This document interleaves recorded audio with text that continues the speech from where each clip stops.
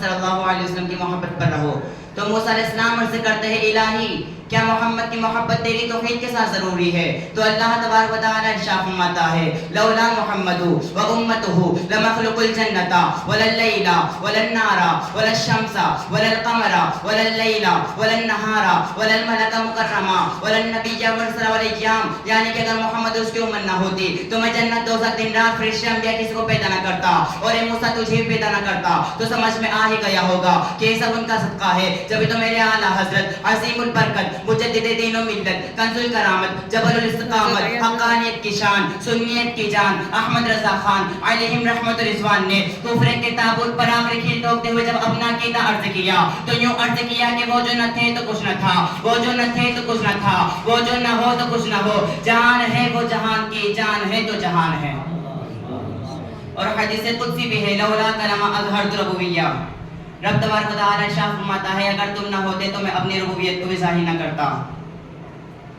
برادران ملت اسلامیہ آپ غور کریں اللہ تبارک و تعالیٰ نے ہمیں ایسی ایسی نعمتوں سے نوازا. زیادہ دور نہیں اپنے جسم کو ہی دیکھ لیجیے آپ کائنات وغیرہ وغیرہ ایسی ایسی نعمتیں کہ سارے کائنات مل کر بھی اس کی قیمت نہیں بن سکتی.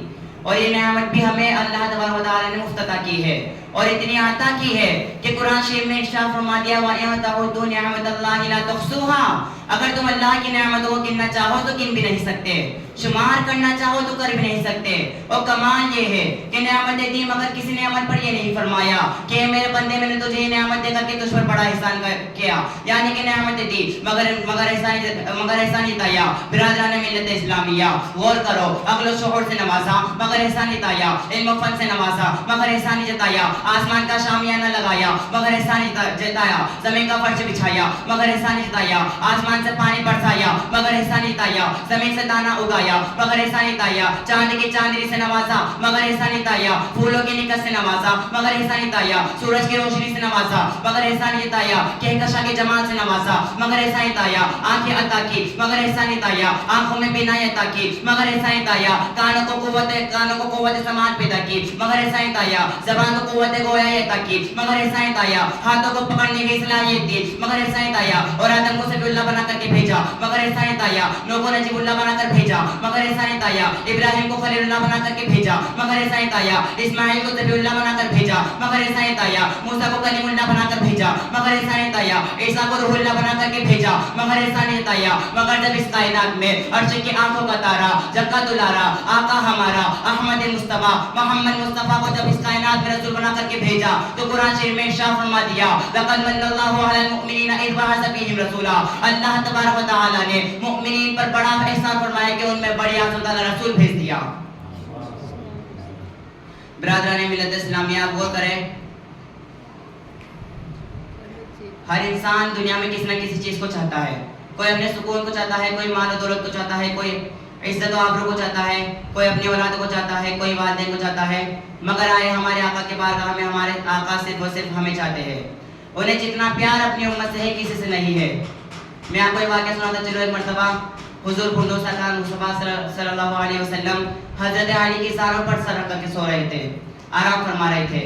نماز عصر کا وقت تھا, حضور نے بھی نماز عصر پڑھ لی تھی اور تمام صحابہ نے بھی نماز عصر کو ادا کر لیا تھا. مگر حضرت مولا کائنات نماز نہیں پڑھ پائے اور ان کی نماز عصر قضا ہو گئی. جب مولا کائنات نے دیکھا کہ میری نماز عصر قضا ہو گئی, سورج ڈوب گیا تو ان کی آنکھوں میں سے آنسو آ گئے, نماز چھوٹی اور آنکھوں میں سے آنسو آ گئے. ارے ان کی شان تو اتنی بلند تھی کہ میرے نبی نے فرمایا تھا من کنت مولا فہذا علی المولا, جس کا میں مولا ہوں اس کا علی مولا ہے. اس مولا کائنات کی نماز عصر قضا ہو گئی اور آنکھوں میں سے آنسو آ گئے. حضور کے چہرے میں اوپر جا کر کے پڑے, حضور بیدار ہو گئے. فرمایا اے علی کیوں رو رہے ہو؟ تو مولا کائنات ارشاد فرماتے ہیں یا رسول اللہ صلی اللہ علیہ وسلم آپ نے بھی نماز عصر کو ادا کر لیا تھا, تمام صحابہ نے بھی نماز عصر پڑھ لی تھی, مگر میں نماز عصر نہیں پڑھ پایا اور میری نماز عصر قضا ہو گئی. اتنا کہنا تھا میرے نبی نے علی کے لیے سورج کو پلٹ دیا, اشارہ کیا اور سورج کو پلٹ دیا. اور آپ نے نمرود کا نام تو سنا ہی ہوگا جو اپنے آپ کو خدا بتاتا تھا. ایک مرتبہ حضرت ابراہیم علیہ السلام اس نمرود کے پاس گئے اور فرمایا اے نمرود اگر تو خدا ہے تو میرا خدا ہی سورج کو نکالتا اور ڈبوتا ہے, اگر تو خدا ہے تو ایسا کر کے بتا دے. ویسا نہیں کر پایا کیونکہ وہ خدا نہیں تھا. حضرت ابراہیم ابراہیم علیہ السلام نے کیا فرمایا تھا کہ میرا خدا ہی سورج کو نکالتا ڈوبتا ہے، لیکن یہاں تو میرے نبی نے سورج کو نکال دیا. اب نبی کو کوئی خدا نہ سمجھے تو گویا کہ رب فرما رہا ہے اے مصطفیٰ ہم نے آپ کو پیدا کیا تاکہ وہ خدا نہ سمجھے،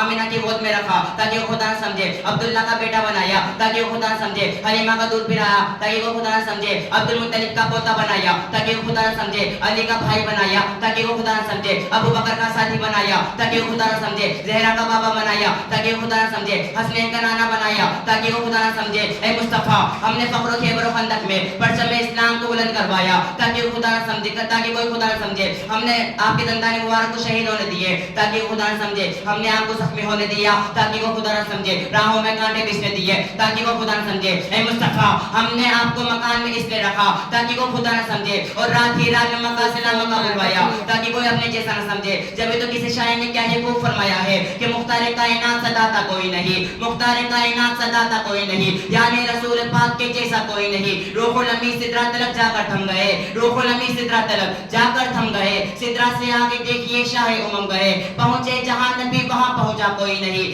یعنی رسول پاک کے جیسا کوئی نہیں. اور دوسرے مقام پہ ڈاکٹر اقبال یوں فرماتے ہوئے نظر آتے ہیں کہ نگاہ عشق و مستی میں وہی اول وہی آخر، نگاہ عشق و مستی میں وہی اول وہی آخر، وہی قرآن وہی فرقہ وہی یاسین وہی طٰہٰ. اور وہ دانائے سبل ختم رسول مولائے کل جس نے، وہ دانائے سبل ختم رسول مولائے کل جس نے غبار راہ کو بخشا فروغ وادی سینا. اور اعلیٰ حضرت شاہ فرماتے ہیں سب سے اعلیٰ و اعلیٰ ہمارا نبی، سب سے بالا و بالا ہمارا نبی، اپنے مولا کا پیارا ہمارا نبی، دونوں عالم کا دولہا ہمارا نبی. کون دیتا ہے دینے کو منہ چاہیے، دینے والا ہے حق سچا ہمارا نبی. کیا خبر کتنے تارے کھلے چھپ گئے، پر نہ ڈوبے نہ ڈوبا ہمارا نبی، پر نہ ڈوبے نہ ڈوبا ہمارا نبی.